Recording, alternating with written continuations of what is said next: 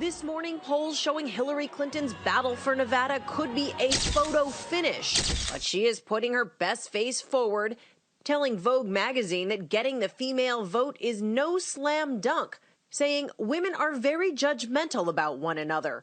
Clinton also revealing one weakness in the campaign, herself. I'm great at advocating for other people, she says, but I'm not so good at really promoting myself. I just find it hard to do. Now both Clinton and Bernie Sanders are trying to promote themselves to minority voters ahead of Nevada and South Carolina.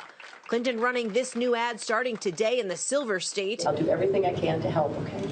And here she is hand in hand with the tearful mother of Sandra Bland, the Chicago woman whose death in a jail cell sparked outrage. I'm one of those mothers who met with her and was able to make it through. With Clinton and Sanders now in a virtual tie, we went to her Brooklyn headquarters to ask her campaign manager about those polls. What is Bernie Sanders doing in Nevada that you're not, if he's ahead right now? I don't know. You'd have to ask him what he's doing. We are executing on our strategy. That strategy, an army of thousands of volunteers in Nevada now trying to convince voters to caucus. Your prediction for that state right now, knowing these polls show what they show? It's going to be very, very close. We're going to pull it out there. It's going to be very, very close. Some confidence there. Bernie Sanders took a break from the campaign trail yesterday. Both sides back in Nevada today. Clinton made a last-minute stop overnight to visit the housekeeping staff in her hotel. These two candidates are locked in a serious battle right now, George, for Latino and union workers in that state. It came through for Hillary Clinton last time around. We'll see if it happens this time. Bringing in Matt Dowd as well right now. And Matt, let's start with the Republicans. I want to put up that NBC National, Wall Street Journal national poll again, showing Ted Cruz actually ahead or basically tied with Donald Trump right now. A very big shift. You're not really buying it.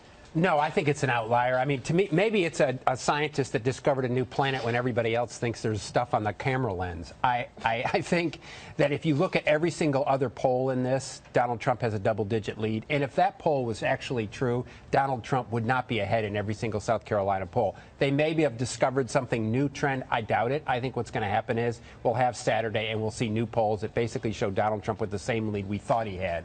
Big battle, if you're right about South Carolina, big battle for second, third, and fourth place right now. What kind of a difference is this Nikki Haley endorsement to make to Marco Rubio? I think Nikki Haley's a big deal. It's like a NASCAR race, and she's drafting now for Marco Rubio, and Marco Rubio gains a bit from that. I think Marco Rubio was in a very close third. He could easily, because of that endorsement, how popular she is among all those groups, he could easily pass Ted Cruz in the course of this, and if he passes Ted Cruz in South Carolina, that's very good for him, very bad for Ted Cruz. Closer to a two-person race with Donald Trump. Meanwhile, Cecilia, you did spend the day yesterday at Clinton headquarters in Brooklyn. They're not where they want to be right now in Nevada and really don't know how it's going to turn out. No, you're right. And I asked Robbie Mook about that, her campaign manager. I said, these new polls must worry you. He actually smiled. They're clearly trying to downplay Nevada right now. They're looking ahead to South Carolina, where they feel much more confident. They're looking ahead to Super Tuesday, where they're confident there, too. But look, George, the optics of another loss, a potential loss in Nevada, do not look good. This is a state she probably should be winning. She's been on the ground longer there. She's got more volunteers there.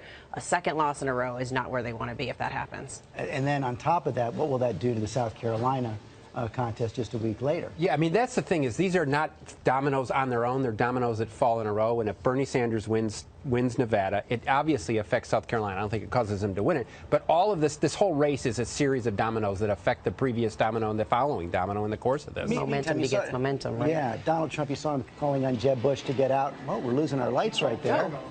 That's it. They're done with us.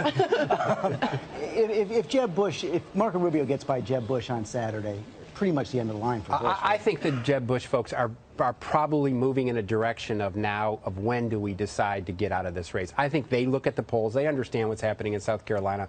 Very limited idea that they're going to have success. My guess is they're starting to make the plan for the long exit out of this race. That's my guess. Hope that wasn't a signal for us to get out of this race.